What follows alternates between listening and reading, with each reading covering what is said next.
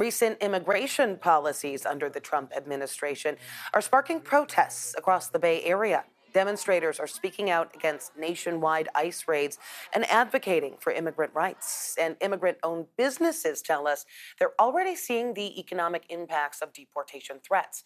Our Veronica Macias talked with a South San Francisco florist who said that he's been seeing a drop in sales.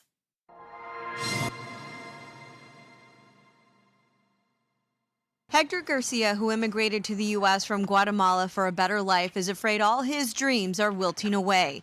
Life wasn't ever all roses. However, after 10 years of working 2 jobs 7 days a week, he managed to dedicate himself to his flower business in South San Francisco, and life felt like it had bloomed. Garcia says his sales have dropped nearly 70% year over year. He says many of his clients are from immigrant families, and they haven't been coming around. All the Latino businesses here are suffering because there is no business. People are too afraid to walk the street, people no longer come to my shop, and sales have dropped dramatically.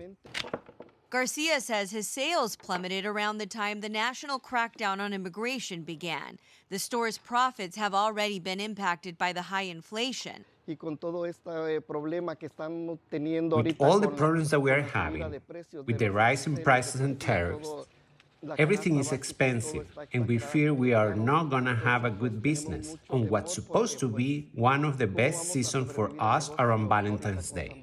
With his flowers used for his arrangements coming from Mexico and Colombia, Garcia says he's following the proposed tariffs on items from Mexico very closely. He fears his business won't be able to survive another price hike. We invested everything. We're just afraid of what's going to happen. Yes, we're very afraid of what's going to happen. How is business going to survive? Garcia holds back tears as he thinks about all the work and the sacrifice that he's put into his business. People admit to being afraid, some limiting their outings to daily errands and responsibilities, attending mass, for example.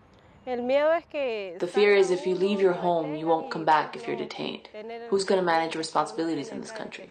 You do feel that there is a lot of fear in the community right now, but it's about food, rent, and sending money to your family and your country. Recently, businesses in South San Francisco shut their doors, joining a campaign, A Day Without Immigrants.